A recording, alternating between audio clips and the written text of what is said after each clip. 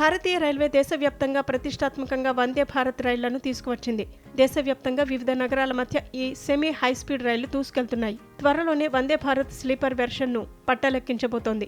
ఈ రైళ్లు సుదూర ప్రాంతాలకు రాకపోకలు సాగించే ప్రయాణికులకు సరికొత్త అనుభూతిని అందించనున్నాయి. తేజస్ రైలు తరహాలో వేగంగా రాజధాని రైలు లాంటి సౌకర్యాలు కలిగిన తొలి రైలు ఢిల్లీ పాట్నా మార్గంలో నడవనుంది. డిసెంబర్ చివరి నాటికి ఈ రైలు రాకపోకలు సాగించే అవకాశాలున్నాయి. ఈ రైలు ప్రారంభోత్సవానికి సంబంధించిన పనులన్నీ తుది దశలో ఉన్నాయి. ఈ రైలు ప్రారంభోత్సవం కోసం ప్రయాణికులు సైతం ఆసక్తిగా ఎదురుచూస్తున్నారు. నివేదిక ప్రకారం బెంగళూరులోని BAML Bharat earth movers limited ఫ్యాక్టరీలో తయారవుతున్న ఈ వందే భారత్ స్లీపర్ 2 రేక్లలో ఒకటి ఇప్పటికే పూర్తయింది. తొలి రేక్ డిసెంబర్ 12న ఉత్తర రైల్వేకు బయలుదేరుతుంది. ఆ తర్వాత ఢిల్లీ పాట్నా మార్గంలో ట్రయల్ రన్ నిర్వహించనున్నారు.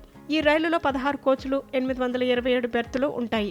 ఇందులో 611 third AC, 188 second AC, 24 first AC బెర్తులు ఉంటాయి. ఈ రైలును అత్యాధునిక సౌకర్యాలతో తీర్చిదిద్దారు. రైలులో ఆటోమేటిక్ డోర్లు, బయో టాయిలెట్స్, CCTV కెమెరాలు, వ్యక్తిగత రీడింగ్ లైట్లు, ప్రీమియం క్వాలిటీతో సౌకర్యవంతమైన ఇంటీరియర్ ఉంటుంది. ఈ రైలు గంటకు గరిష్టంగా 160 కిలోమీటర్ల వేగంతో నడిచేలా రూపొందించారు.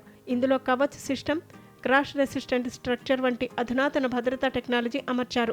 అవసరమైతే కోచ్ల సంఖ్యను 24కు పెంచనున్నారు. ఢిల్లీ రాజేంద్ర నగర్ మార్గంలో తేజస్ మార్గంలో నడపాలని రైల్వే శాఖ నిర్ణయించింది. వారంలో 6 రోజులు రాకపోకలు సాగిస్తుంది.